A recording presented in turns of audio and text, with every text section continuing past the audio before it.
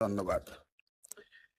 Patuakhali ২ MP Shafiqul Islam সাহেব আজকের সংসদ ভবনের দিকে ছাত্ররা আসছে পরীক্ষা পেছানোর দাবিতে, সেই সম্পর্কে তিনি কথা বলেছিলেন।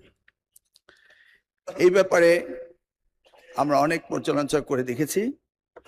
গতকালকে যে ফিজিক্স সেকেন্ড পেপার পরীক্ষা হয়েছে, হিসাব বিজ্ঞান এবং যুক্তিবিদ্যা, এই পরীক্ষার সময় বৃষ্টি ছিল, অনেকে ভিজেছে এবং পরীক্ষা সঠিকভাবে দিতে পারেনি, এই ধরনের কমপ্লেইন এসছে।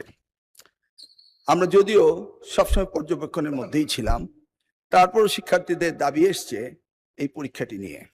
ইতিমধ্যে বন্যার কারণে আমরা চিটাং বোর্ডের প্রত্যেকটি জেলার পরীক্ষা বন্ধ করে দিয়েছি এবং আমাদেরকে পুনরায় পরীক্ষা নিতেই হবে। এই ক্ষেত্রে আমরা ভেবেচিন্তে দেখেছি যে চিটাং বোর্ডের পরীক্ষা আরেকটি প্রশ্নপত্রের সেটে যখন আমরা নিতে যাব ফিজিক্স সেকেন্ড পেপার, যুক্তিবিদ্যা এবং হিসাব বিজ্ঞান, সেই সময়ে আমরা এই পরীক্ষাটি পুনরায় নেওয়ার ব্যবস্থা করতে পারবো ইনশাআল্লাহ। ধন্যবাদ।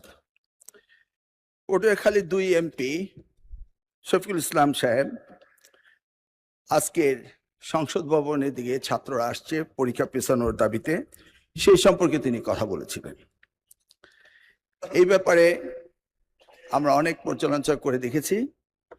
গতকালকে যে ফিজিক্স সেকেন্ড পেপার পরীক্ষা হয়েছে, হিসাব বিজ্ঞান এবং যুক্তিবিদ্যা, এই পরীক্ষার সময় বৃষ্টি ছিল, অনেকে ভিজেছে এবং পরীক্ষা সঠিকভাবে দিতে পারেনি, এই ধরনের কমপ্লেইন এসছে।